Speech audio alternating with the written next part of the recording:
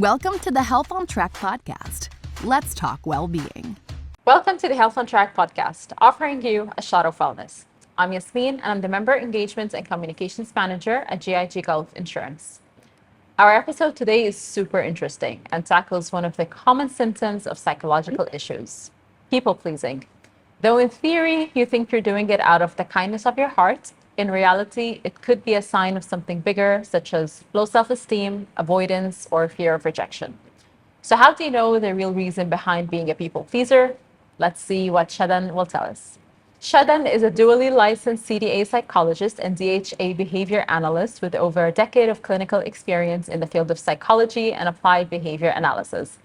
She encompasses a holistic approach that defies the notion of defining ourselves based on our current struggles or perceived shortcomings. She believes growth and transformation happen when we build a strong foundation based on a trusting therapeutic connection that provides the safe space for self-exploration.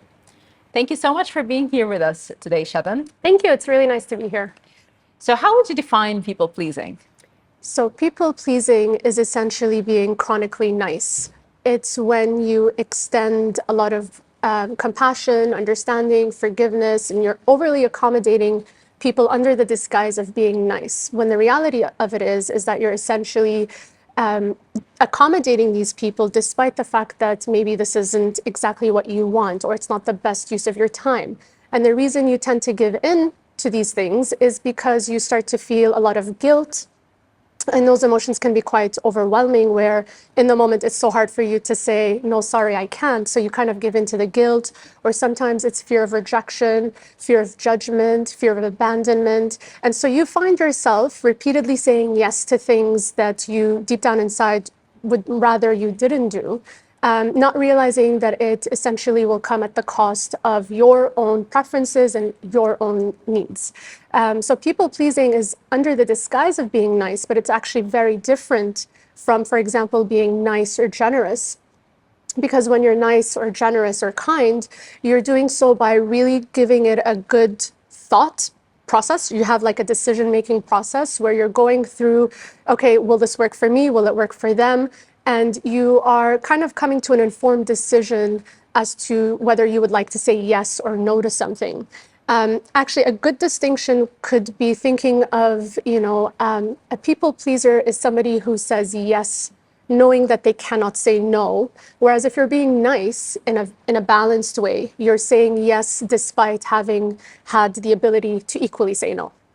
So if you're saying yes and you're happy about it, or if you're saying yes and you kind of feel forced into saying yes? Yeah, it's almost like you're saying yes because you're driven by guilt, or you're worried that this person is going to think you're a bad person. I wouldn't necessarily say that you're saying yes because you feel good about it, because a lot of the times in the moment, people pleasers will feel good about saying yes. And it's not until it kind of, they recognize what they've just committed to where they realize, oh man, I really shouldn't have done that. So I wouldn't necessarily say feeling happy would be a good distinction. It's really recognizing in the moment, is this something I can do and I want to do? And if I can say yes, knowing very well that it was very easy for me to say no anyway, that's me being balanced. But if I'm thinking, I really don't want to do this right now, I don't have the time or the space or the energy for it, but I catch myself saying yes regardless, then that's maybe something to reflect on a little bit. So how can people-pleasing impact our day-to-day life? Well, it can impact it quite a bit, actually, because in two ways specifically. It can impact us through expectations. When somebody is a people pleaser, whether they recognize it or not, a lot of the times they're saying yes to things because they think they're going to get something in exchange for that. Sometimes it's not materialistic. It's just the validation or the acceptance or the reassurance that they are a good person or they are kind or generous. And so whether they recognize it or not, a lot of the times when people pleasers are doing things, they inadvertently are setting up a lot of expectations that, day to day are not being met. Or even if somebody says thank you, it's not the intense thank you I was expecting given the amount of effort I had put into things. That's all they got. That's it, right? All this work. And so it really sets you up for a lot of disappointment day to day. It also really affects your motivation for things.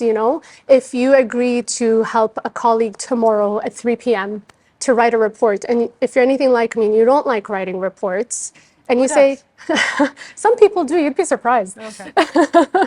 But, and you really didn't want to do that, you are going to be dreading the 3 p.m. from the moment you say yes all through the night till the next day. And you've just lost any motivation to do really anything else, to enjoy the rest of your day. So it really sets you up for expectations, which a lot of the time sets you up for disappointment. And that just takes a bit of a blow on your motivation, which then means you're just not getting the most out of your day anyway. And there's also something worth mentioning here, which is the tricky thing about expectations is if I'm a people pleaser and I do something and then the response isn't what I've expected, not only am I disappointed, but now I've been driven to want to prove to myself to do more and more and more. Okay. And so then I'm just creating this vicious cycle that becomes very difficult to break. So it can really impact your day-to-day life in many different ways. And these are just two that we've talked about. So is people pleasing usually a sign of something deeper? Yes, it can be. A lot of the times people will kind of wonder why I'm a people pleaser and where is this coming from? And is this a trait or is it this or that? And the reality of it is it's multifaceted. I really shy away from having kind of a binary perspective on things. The way I look at people pleasing as a behavior analyst and as a psychologist is I see it as a learned skill. It's a learned behavior. And there are so many different experiences in your life that could be factoring into why you ended up becoming a people pleaser. If one of your parents or your parents are people pleasers, you're more inclined to become one yourself. Because you're picking up on that behavior, not Exactly. because it's genetic. Exactly. You're kind of learning from your parents as any child would. And what you're going to learn is what they do, and they're people pleasers. So that's what you're going to learn. Another factor could be culture. Certain cultures really emphasize really beautiful values like being generous and kind and selfless. And I think these are values that should be embedded in everybody. They're very beautiful values. But then you want to make sure that you recognize how much of these values you want to kind of put in place, right? So if you're in a culture that taught you, staple example from childhood, if I'm a child and my friend comes over and he cries and he wants my toy, and then give it to give him. the kid the toy, right? And so the parents with they're well-intentioned, they want to teach their child that it's good to be generous. But the reality of it is very different. What the child is learning is that even though this is my toy, even though I'm upset about giving up my toy, I can't say no. I can't say no. But not just that I can't say no, you're spot on, but even more so, what makes it a little bit worse is it teaches your child that this person in front of me who is crying, their emotional distress is more significant, more important than mine. I need to put my own emotional distress on the side and cater now to this person's emotional distress. And this is what essentially teaches you to be responsible for other people's emotions, which is the groundwork for people pleasing. I don't want to do this because I don't want to upset you. And this is just kind of a few factors, and there are so many other factors that can come into play that can lead to people pleasing. Okay. So in your experience, how do you find that people pleasing impacts us in our professional lives? Well, that's a great question, because I think in some ways a people pleaser tends to kind of go like above and beyond, loses kind of work-life balance because they want to show up for their team or they want to show up in front of their boss, things like that. And they think in some ways this can maybe highlight some of their great attributes, and maybe in some ways it can and it will, but it can really affect your chances of actually getting promotions. Exactly.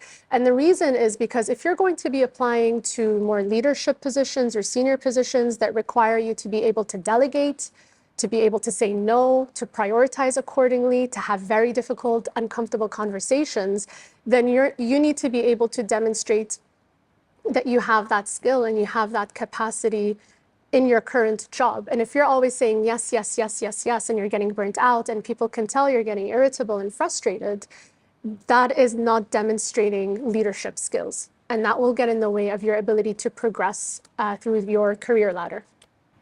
That's very interesting. But don't you find that sometimes some corporates, they kind of glorify people pleasing in a way under going the extra mile?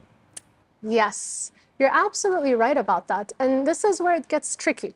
Yeah. Because you kind of have to find the right balance, you know? And this is the thing with people pleasing, it's very contextual, right? You cannot look at it the same in the context of friendship as you would a romantic relationship, as you would a family unit, like your parents and siblings, as you would a professional setting. If you're going to have like a cookie cutter approach to all these different contexts, you're going to have a problem.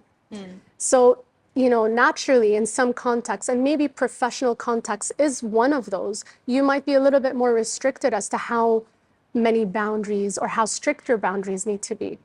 And this is where you really need to kind of understand the dynamic that you have at work. You have to find the right balance between understanding this is necessary.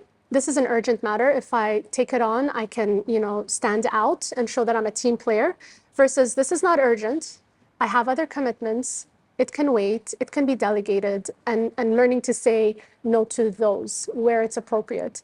But the answer here isn't that I should just do, you know, say yes to everything because I want, you know, the company highlights this kind of, what did you call it? Extra mile. Exactly, you know, going the extra mile, but you then also don't want to be the one that's saying no to everything either. So it does become a little bit tricky, but the comforting thing I will say is you won't be judged on one instance. So as long as you're getting the general rhythm right, you tend to kind of get by. So what's the first step to altering this behavior? So the first thing to do, it's a standard response, is self-awareness. You need to recognize that you are a people pleaser in order for you to be able to change the fact that you are a people pleaser. You cannot change or manage something that you are oblivious to, right? And this is the really tricky part, especially for people pleasers, because people pleasers tend to be very anxious people, and anxious people are overthinkers. And so when you're inviting somebody to become more self-aware, to try and understand whether or not they're people pleasers, it can create a lot more anxiety and stress because they're going to be like, am I a people pleaser? Or am I being nice? Which one am I? And so the overthinking that an anxious person has can just go on overdrive. But it's a very necessary first step.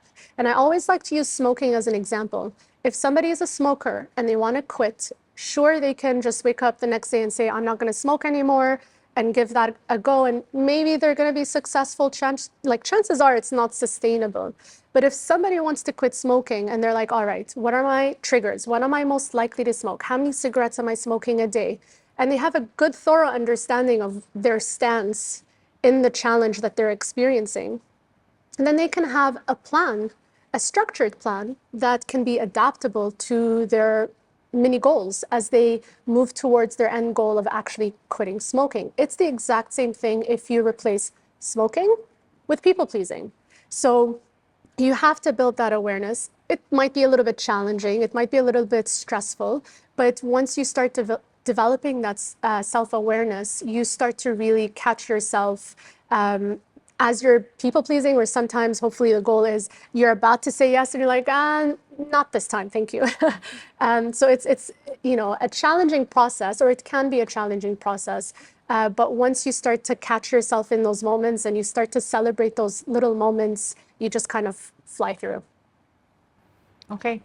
What's the relationship between boundaries and people pleasing? Well, it's a very important relationship. The way I look at boundaries is basically it's your rule book. It's the laws and regulations that you have for yourself in order for other people to understand what is okay for you and what is not okay for you.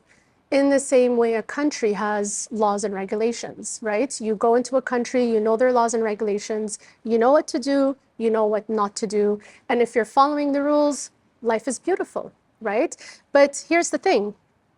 If you have a country that has very loose laws, where the legal follow-through isn't great, you can just imagine the chaos that's going to result because of it. people aren't going to be afraid to steal or kill or, so the crime rates are going to be way over the roof, right? But equally so, if you have a country that has very strict rules, very rigid rules, where, if you look the wrong way, you might get in trouble, that's equally problematic because you don't have the freedom to kind of be yourself or enjoy the space that you're in. So having too loose laws and regulations in a country is problematic, and having too rigid rules and laws is equally problematic for different reasons. And so we come to the word that we all love, balance, moderation, which is easier said than done. But you want to find the right balance for yourself where you are firm on certain things, but very flexible with other things, kind of like Dubai. This is why everybody flocks to Loves Dubai. Dubai. Everybody loves Dubai. It's the sweet spot of structured and laws and regulations, and you need to make sure you're respectful of the space that you're in. But they have given us so much flexibility to be creative and to get out there and do all that sort of stuff. So you want to find your Dubai in yourself. What are your non-negotiables when you're having a chat, when you're having a relationship with somebody? And again, touching back to something we said earlier, your boundaries will be different, or your rules and your rule book would be different with a friend than your boss. Yeah. So it's not just, these are my rules, and then off you go and you live life. That's going to probably not give you the best outcomes. So understand that there is such a thing as too many rules, AKA boundaries, and too little rules, AKA boundaries. And the key thing is really to have the middle ground. And that's not an easy spot to find. What are the most common challenges that people face when they're trying to find that balance? The standard response is like the emotional and cognitive distress that you experience, okay? You feel the guilt, you feel the disappointment, you feel the fear, and like you worry about losing friends and family, and you start to overthink, you feel like you don't even know who you are anymore, you feel like you're rude and you're selfish, and all of these are very difficult, distressing feelings to have.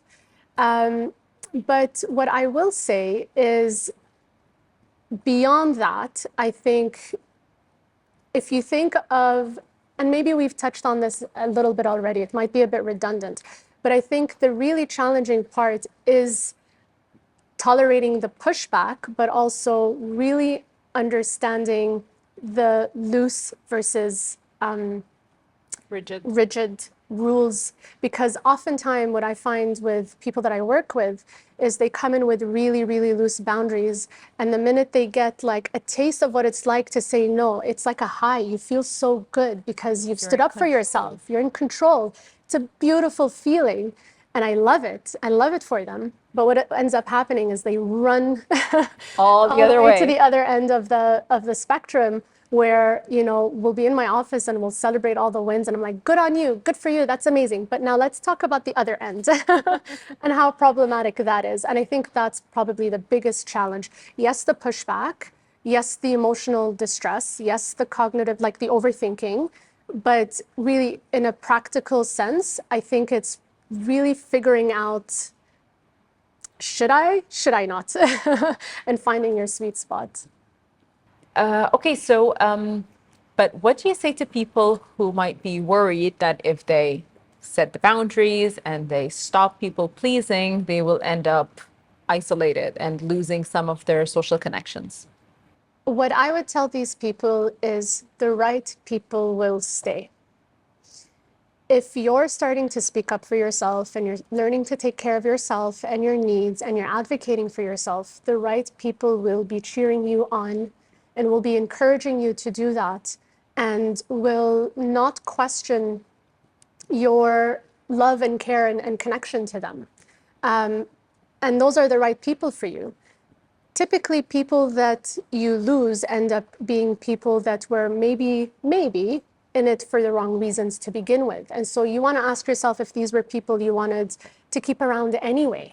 And this is an important lesson for people pleasers to learn, is that you can say no and still be accepted and still be loved and still be seen as a good, kind, selfless person, because this is probably one of those driving fears that people pleasers have. Yeah. And so if you have somebody who is being judgmental because you said, no, I'm tired, I think I'll stay in tonight, that's a moment for you to pause and reflect, not on whether you are being selfish for not wanting to go out with your friend, but whether your friend is understanding of your boundaries or of your need for rest, and whether they can be supportive when you need the downtime for yourself in the same way that you probably would have done for them, right? So the right people will stay. And it is an important lesson to learn, because until you experience it, you won't believe me. It doesn't matter how many times I tell you, people will still love you if you said no. People will still love you if you upset them. You won't believe it until you experience it. So in some ways, I tell them to look forward to the moment that they start losing people, because it will really shed light to who is actually there for the right reasons rather than the wrong reasons. Also, I can add, people pleasers tend to gravitate towards takers anyway. You gravitate towards what's familiar to you and what's predictable. That's how our brain works. So by default, if you're a people pleaser, you're generally going to gravitate towards people with personalities that are, takers. And so you will lose people. It's not a matter of if. Let's just be clear. You will lose people. It's very likely that you will lose people, because you gravitate towards people who see that you are a giver, and they're takers. It doesn't have to be ill-intentioned. It's not like they're necessarily malicious. But if you're a giver, hey, why not? I'll take it. Don't blame me for taking what you're giving, right? So you likely will experience that loss, but it's important to recognize that it's not because you're bad for saying no or you're selfish. It's because this was probably a one-sided relationship anyway. And there are relationships out there that can serve you just as much as you are serving them. Okay. So if I'm on the other side, like if I know someone who's a people pleaser and they are trying to alter this behavior, how can I help them? Let's agree to only... Other than therapy and this professional help they're getting, but like, how can I support them? I think one thing I will say is, let's agree to only help people that have asked you for help. Okay. Or people who have genuinely accepted your offer for help, especially when we're talking about people pleasing. And the reason I say this is because if I'm a people pleaser and you come and you tell me, Shadan, I'm going to do this, this, that, and this, and that's the last thing I want to do, what am I going to tell you? Yes. Yes. So you went from having these really good intentions of wanting to help me, but suddenly you're actually you've become a bit of an enabler for people pleasing. You've just given me another platform or opportunity for me to continue my people pleasing tendencies. Because now I'm thinking, oh, if I don't change, if I don't take her offer, she might not want to talk to me anymore, for example, right? So it's important that if you do want to help somebody, that they've either asked for it or that you found a way to know that they genuinely want that help and support. Having said that, it doesn't mean there's absolutely nothing you can do. You can indirectly be supportive in many different ways. I'll give you one practical tip that I found very helpful. If you are asking a friend that you know tends to be a bit of a people pleaser, hey, Yasmin, do you want to do X, Y, and Z? Giving them an out can be very helpful. It makes it easier because they're not actually saying no, they're choosing a different choice. Okay. Right? And it doesn't have to be an actual choice. It could just be like, hey, do you want to do X, Y, and Z? You don't need to let me know now. Give it a think and let me know when you think about it. And then just move on to something else. What this does is it allows them the short amount of time, the pause that's required in order for them to regulate, which is when they're more inclined to give into the impulse of saying yes. So they're allowed to like ride that wave of that urge or that impulse and settle down and be like, I really don't want to go. And so they might feel more confident to say no an hour or so later in the day through like a text message, hey, listen, I really want to, but maybe not today or maybe next time or whatever. So as a practical tip, maybe giving them an opportunity to have an out or to give them extra time to come back to you so that they don't feel like they have to answer you like on the spot, which is when they typically will cave in and say yes. Sure. Right? Another way that you could help them is by modeling it to them, right? If you think about it, we were talking earlier about childhood and what you learn from your parents. You can play that role for them, where you can model what it's like to be somebody putting healthy boundaries. You know, you could say no to them and still be your very compassionate, loving self. You can also help bring their attention or highlight to them their values and the very good qualities that they have. So if you're finding that they're struggling to say no about something because, you know, maybe I'm selfish, you can kind of help them recognize all the evidence that goes against the fact that they are in fact selfish. You can, you know, any way or form that you can kind of just bring to their attention, whether by modeling or really highlighting their qualities, could be helpful for somebody to, get a little bit out of that people-pleasing stance that they're in. Okay, that's great advice, actually. Thank you. All right. Any other great advice you'd like to share with our listeners? Any other advice? I think one thing I could share as a last kind of talking point is starting small, right? And that's very cliche. You know, you're immediately thinking, okay, say no to like a waiter or something. Like if, you know, when they give you those surveys to fill out, you're like, no, thank you. Yes, absolutely, that applies. But I'm thinking that's only one way of looking at how you can start small. You can start small in many different ways. And this is where, and a lot of my clients, if they are listening, will laugh now because I always say language is important, you know? So pay attention to the language that you use. If I'm talking to a people pleaser and I'm saying, hey, you know, you're important too, put yourself first, you're a priority, it sounds to them as though I'm asking them to climb Mount Everest. Because it's really hard for them to put themselves first. That's part of the problem, right? It doesn't come easy, it doesn't come naturally. And it might be equally difficult to a friend or a colleague as it would be a waiter. So language is important. So you can, what I do recommend, or what I do suggest sometimes that many people have found helpful is this. If you are a people pleaser, what I will suggest that you do is that whatever you give to others, that you would equally give to yourself. So I'm not saying put yourself first and put yourself ahead of people and make yourself a priority. All I'm saying is equal. So if you're my friend and you canceled on me last minute and I was very forgiving and compassionate, then I want to make sure I extend the same forgiveness and compassion towards myself when the situation comes that I cancel or a similar sort of situation comes and I'm at fault in terms of canceling or whatnot. Yeah. So sometimes the goal is too big. And when we say start small, it can sound very cliche, but get creative with it. You know, you don't have to go to the end goal right off the bat. Start with equal, because you're not less than and you're not more than. You're just equal. And sometimes that could be a really nice place to start. Fair enough. Yeah, sounds reasonable. All right. Thank you so much, Shadan. It was such a pleasure. This is very good. Thank you so much. I really enjoyed it. Me too. To all our listeners, we hope you enjoyed it as much as we did and that you found this episode helpful and you can take some better care of yourself. We're available on YouTube, video and music, Spotify, Apple Podcasts, Anghami, and Amazon Music. Stay well and keep thriving.